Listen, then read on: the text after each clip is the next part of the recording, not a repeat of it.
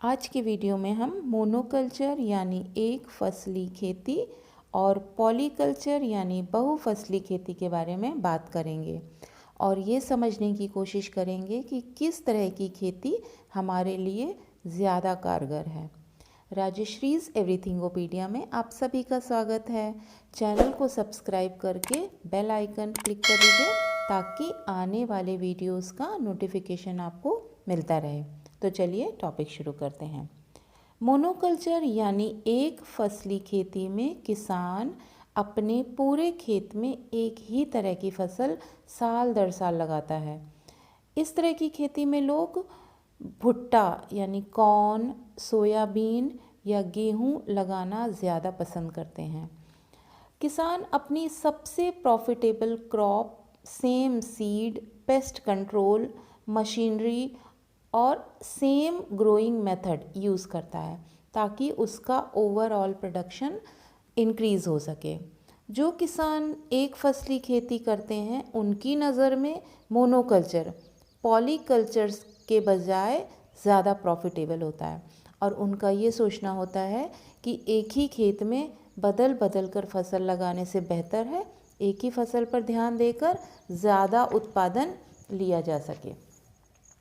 जब कोई किसान एक ही जगह पर एक ही प्रकार की फसल साल दर साल लगाता जाता है तो उस ज़मीन में कुछ खास पोषक तत्व जो वो फसल उपयोग कर रही है वो पोषक तत्व ज़मीन में कम होता जाता है और वहाँ की मिट्टी कमज़ोर होती जाती है और उस कमी को पूरा करने के लिए किसान को केमिकल फर्टिलाइजर्स का उपयोग करना पड़ता है और यही केमिकल्स ज़मीन के नीचे रिस कर अंडर वाटर क्वालिटी को भी ख़राब करते हैं। साथ ही साथ अनाज में मिलकर हमारे शरीर में ये केमिकल पहुंचकर सीरियस हेल्थ प्रॉब्लम भी क्रिएट करते हैं। यदि मिट्टी कमज़ोर होती है तो फसल भी कमज़ोर होती है और कमज़ोर फसल में बीमारी का प्रकोप भी बढ़ जाता है। उसी तरह जैसे हमारा शरीर जब कमज़ोर होता है, इम्यूनिटी डाउन होती है तो हमें बीमारियां भी ज़्यादा लगती हैं। वैसे ही पौधों में भी होता है और फसल में भी होता है और इस कारण किसान को पेस्टिसाइड्स भी यूज़ करने पड़ते हैं। एक बात सबसे बड़ी ये सोचने लायक है कि एक ही फसल लगाकर किसान का रिस्क भी बहुत ज़्यादा बढ़ जाता है। अब वो कैसे? क्योंकि यदि कोई बीमारी खेत के किसी एक पौधे को भी लगती है तो पूरे खेत के सारे पौधे में सेम बीमारी की आशंका रहती है। मोनोकल्चर में हार्वेस्टिंग यानी फसल कटने के बाद पूरा खेत सॉइल इरोजन यानी मिट्टी के कटाव के लिए एक्सपोज्ड हो जाता है। एक फसली खेती में पूरी फसल एक समय पर ही कटती है और मिट्टी को ढकने के लिए कोई पौधा नहीं रहता है। इससे फील्ड की टॉप सॉइल जो सबसे अपर मोस्ट सॉइल है जिसमें सबसे ज़्यादा पोषक तत्व होते हैं वो हवा और वर्षा के पानी के कारण क्षरण होता जाता है। उसका मतलब मिट्टी का कटाव शुरू हो जाता है। आपने एक बात नोटिस की होगी कि जब भी कोई ज़मीन को हम अनयूज्ड मतलब उसमें हम कुछ भी नहीं लगाते हैं ऐसे ही छोड़ देते हैं तो वो ज़मीन अपने आप को घास, पेड़ पौधों इन सब से ढक लेती है। तो आप धरती माँ की भाषा समझिए कि वो अपने शरीर को हमेशा ढकना चाहती है यानी उसके कपड़े हरियाली से। नेक्स्ट पॉइंट हम देखते हैं।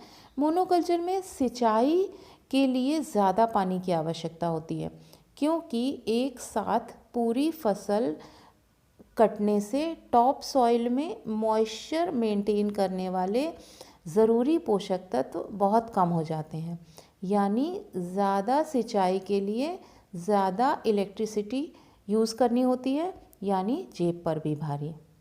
इस तरह एक फसली खेती के और बहुत से छोटे बड़े डिसएडवांटेज हैं जो हम नज़रअंदाज कर देते हैं। तो चलिए अब हम बात करते हैं बहुफसली खेती की। इसका मतलब है एक ही समय में कई फसलें एक साथ लेना। जब हम एक ही खेत में एक ही समय पर कई तरह की फसलें उगाते हैं तो मिट्टी में ज़रूरी पोषक तत्वों की कमी नहीं होती है, क्योंकि अलग अलग फसल अलग अलग पोषक तत्व ज़मीन से लेती है। कंपेनियन प्लांटिंग के कॉन्सेप्ट को अपने खेत में यूज़ करके हम मिट्टी और फसल दोनों की गुणवत्ता को कई गुना बढ़ा सकते हैं। कंपेनियन प्लांटिंग मीन्स किस तरह की फसलें साथ में लगानी चाहिए। इस टॉपिक पे मैं एक वीडियो अलग से बनाऊंगी। अब यदि मिट्टी और फसल में ज़रूरी पोषक तत्वों की कमी नहीं होगी तो हमें अलग से केमिकल फर्टिलाइज़र्स डालने की ज़रूरत नहीं पड़ेगी, जिसका पॉजिटिव असर हमारे खाने में दिखेगा। और जब कोई भी फसल स्वस्थ होती है तो उसमें बीमारी भी नहीं लगती है, यानी पेस्टिसाइड्स भी डालने की ज़रूरत नहीं। क्योंकि जब हम किसी फसल में कीटनाशक डालते हैं तो वह नुकसान करने वाले कीटों के साथ साथ मित्र कीट, यानी जो कीट हमारे लिए लाभदायक होते हैं, उन्हें भी ख़त्म कर देते हैं। तो इस तरह बहुफसली खेती में केमिकल फर्टिलाइज़र्स और पेस्टिसाइड्स यानी कीटनाशक दोनों के उपयोग से हम बच जाते हैं, जिसका फ़ायदा मिट्टी को, फसल को मिलता है, ग्राउंड वाटर पल्यूट नहीं होता है और हमारे स्वास्थ्य और हमारी जेब के स्वास्थ्य दोनों के लिए फ़ायदेमंद होता है। यदि आप पर्माकल्चर से रिलेटेड और वीडियोस देखना चाहते हैं तो ऊपर आई बटन पे क्लिक करके देख सकते हैं। तो चलिए टॉपिक को कंटिन्यू करते हैं। बहुफसली खेती में पूरे खेत की ज़मीन एक साथ खाली नहीं होती है, हमेशा कुछ न कुछ लगा रहता है, क्योंकि हर फसल के पकने का टाइम अलग अलग होता है। तो मिट्टी हमेशा ढकी रहने के कारण सॉइल इरोजन या भूमि क्षरण से बचाव होता है और वीड कंट्रोल भी होता है, क्योंकि जहाँ पर भी खाली ज़मीन होती है वहाँ खरपतवार ज़्यादा लगते हैं, यानी खरपतवार को कंट्रोल करने का खर्च भी कम हो जाता है। Polyculture increases local biodiversity. एक ही जगह पर कई वैरायटी के क्रॉप कई तरह के पॉलिनेटर्स को अट्रैक्ट करती है।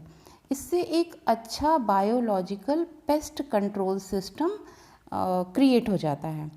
एक्चुअली एक फार्म में कई तरह के कीट होते हैं जो एक दूसरे का भोजन होते हैं। यदि हम कीटनाशक डालकर दखलंदाजी न करें तो वहाँ पर सेल्फ पेस्ट कंट्रोल सिस्टम बन जाता है। एक स्टडी से ये भी पता चलता है कि 3 तरह की फसल एक साथ लगाने पर उनमें ज़्यादा पोषक तत्व पाए जाते हैं।